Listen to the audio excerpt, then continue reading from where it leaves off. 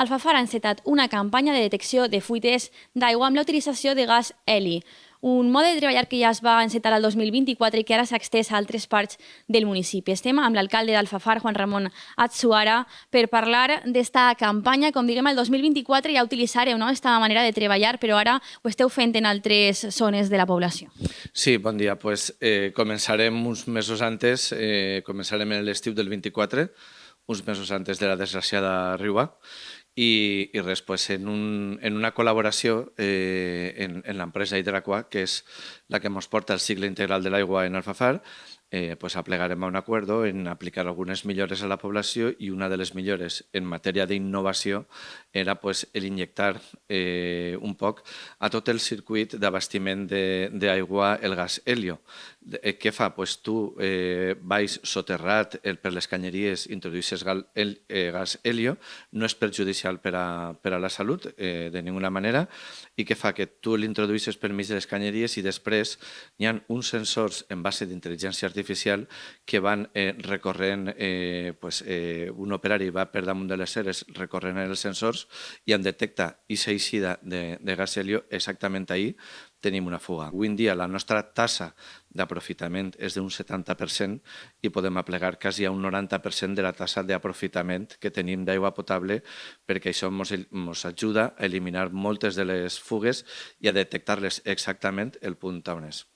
Entenc que l'objectiu és traslladar o estendre aquesta manera de treballar a altres zones, perquè, com tu dius, és un mètode més eficaç a l'hora de detectar aquestes fuites.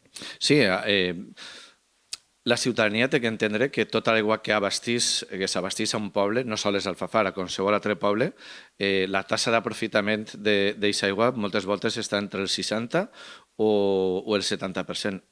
La resta se perd per les fugues que hi ha en el circuit.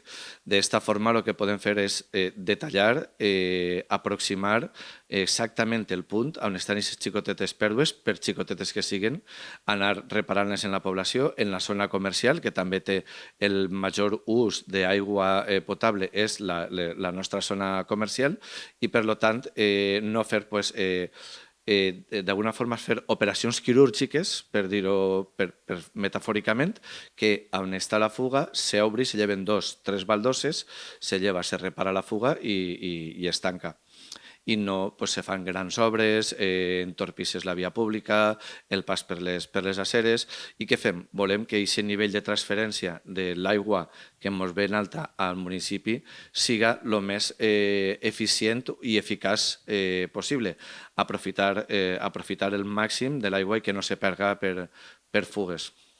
El 2024, quan es va utilitzar, es detectaren 6 fugues i això va possibilitar reduir en un 30% aquestes despeses d'aigua, per dir-ho d'alguna manera. Heu definit aquest model com a pioner. Efectivament, la veritat és que nosaltres tenim molt bona relació, creiem en la col·laboració público-privada i creiem en el saber fer que té el que són les empreses que se dediquen a la gestió de l'aigua.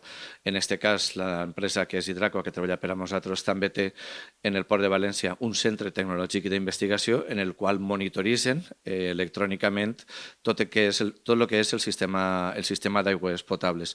Totes les vàlvules, totes les pèrdues, totes les fugues, totes les obres que hi ha en cada moment, i ajudats de la tecnologia i de la innovació, tant en el gas heli per detectar les fugues com en el sistema de monitorització electrònica del nostre servei, el que tenim és un consum real, el que tenim és un consum ajustat a les necessitats i, sobretot, el més important, l'aigua val diners, l'aigua escasseja i el que fem en això és rentabilitzar el millor possible l'ús de l'aigua.